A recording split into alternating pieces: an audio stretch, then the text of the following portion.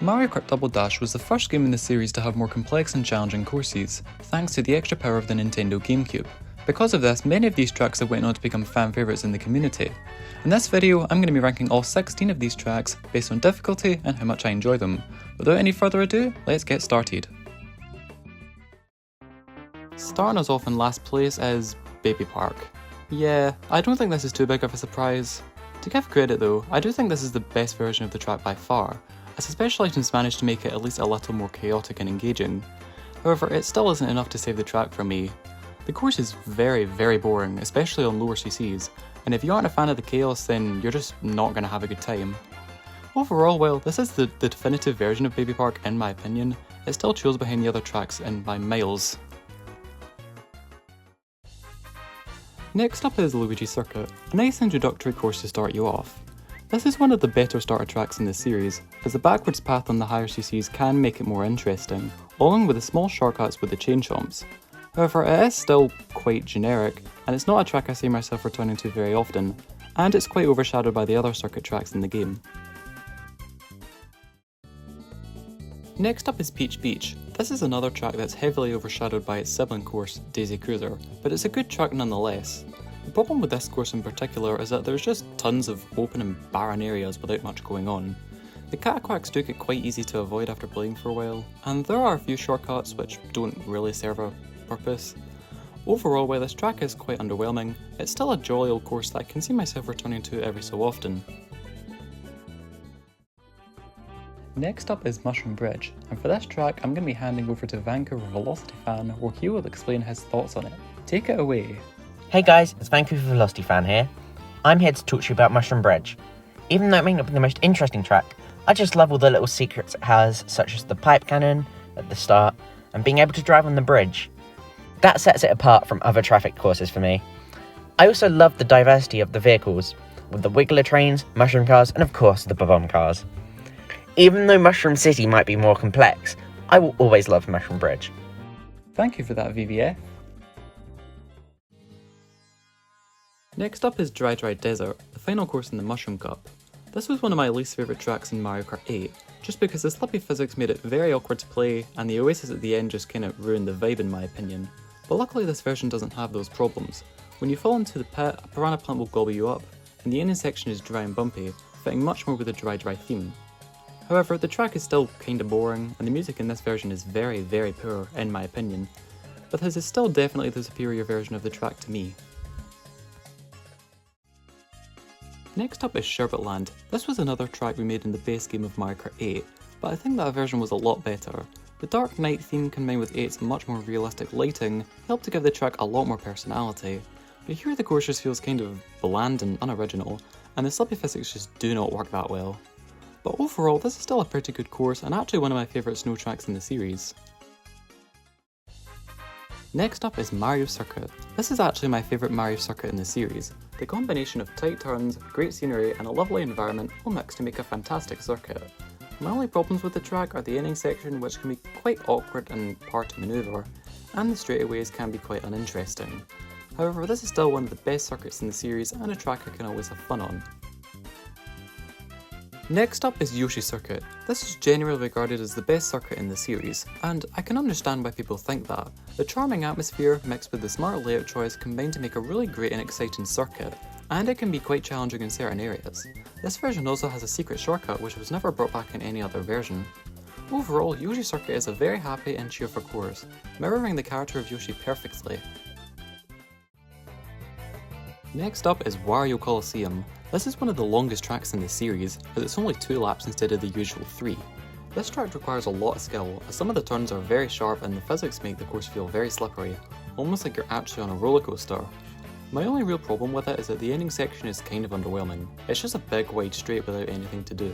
However, the amazing atmosphere combined with the thrilling gameplay make a challenging and energetic course that will always keep you on the edge of your seat. Next is Mushroom City, and for this track I'll be handing over to Giganto Gaming. Take it away. Mushroom City, possibly my favorite track in Mario Kart Double Dash. This track is a city track set at night. And if you know me, you should know that I love nighttime city tracks.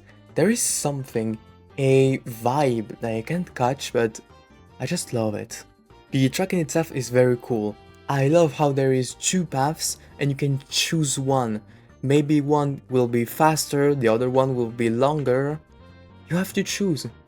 And Mushroom City is one of the only tracks in Mario Kart Double Dash to have not been remade in a future Mario Kart game, which is fucking disappointing. Mushroom Bridge gets remade, but not City?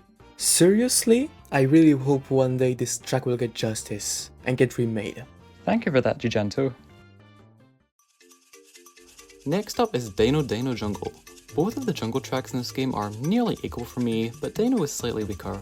I just find its overall atmosphere less interesting than Mountain, and it can be very, very frustrating at times.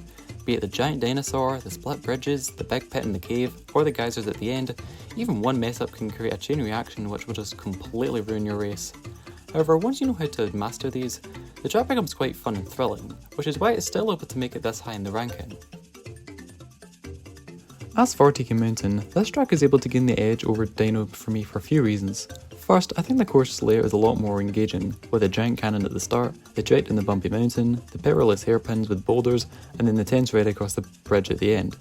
I believe Double Dash is the best version of this track by far, as it's a lot smaller than other versions, meaning it's more interesting and adventurous, although those versions do have their own strengths like tricking and shortcuts. Again, these courses are around the same for me, but DK is able to win me over. Next is Bowser Castle. If you watch the Let's Play series, you'll know this course is a very, very hectic and troubling one, which is why it's so great. Although there is a long straight at the start, it's not too bad as immediately afterwards you're thrown right into the chaos, with Thomps trying to smush you. Then you've got to deal with fireballs, sharp turns, more sharp turns, even more fireballs, and even more sharp turns. There's a small shortcut near the end if you're brave enough, although you have to ensure the fire-breathing statue isn't in your way. Not only that, but this course also has a very dark and dangerous atmosphere, perfectly reflecting its layout. Overall, this is one of the best Bowser Castles in the series and a great penultimate course. And number 3 is Daisy Cruiser. This has always been one of my favourite courses in the series, and this version of the track doesn't fall below any of my expectations. I'm a big fan of beachy, water-themed areas and tracks, so setting the course on a giant cruise ship was an epic decision. This course almost always has something to keep you on your toes, like this pool at the start, the restaurant with tables trying to block your path, loads of sharp turns, and this little cargo area that was made an aquarium in later versions. Oh, and who can forget these legendary rubber rings, which for some reason were never brought back. Also, this course's music is just beautiful, it perfectly matches what it feels like going on a summer holiday. Overall, Daisy Cruiser is a fun, charming and lovely course which is well deserving of 3rd place in my opinion.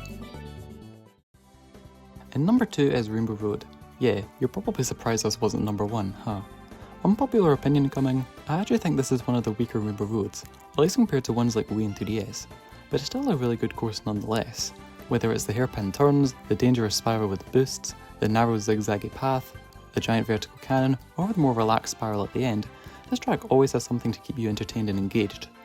I also loved how the course takes place right over Mushroom City, although I wish if we fell off we could just play that track. Anyway, the course's music is also just spectacular. It seems like a perfect reward for all the hard work you've done to get here, especially after completing the L Cup tour. Overall, this is a very, very strong send-off for the game, but there is one track which is able to win over for me. Yep, and number 1 is Waluigi Stadium. If you've watched the series, you'll know I've gushed about this track almost every time I've played it, and for this, I'm going to hand over to Roxelton where he will describe his feelings for the course. Take it away. Waluigi Stadium always puts up a fun race. With all the tight turns, this one is sure to be chaotic but somehow enjoyable. Its main obstacles are the fire rings scattered around the track, and the mechanical piranha plants. Along with that, its main gimmicks is the abundance of ramps and bumps scattered around the track. The main obstacles and gimmicks work well together to make a somewhat simple layout a challenging one to master. This track is mainly a running track, but it has some shortcuts scattered throughout to make it easier to recover if you're in the back of the pack.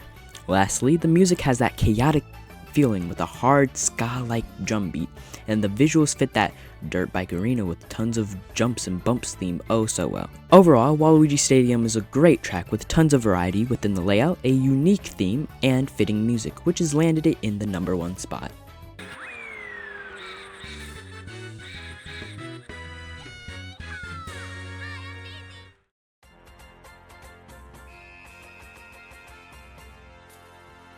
Well, that's going to do it for today's video. What did you guys think of my ranking? Do Do you agree with it, or is my ranking awful? Let me know in the comments below. I hope you guys enjoyed, and let me know if you'd like to see more scripted videos like this in the future. See you all soon!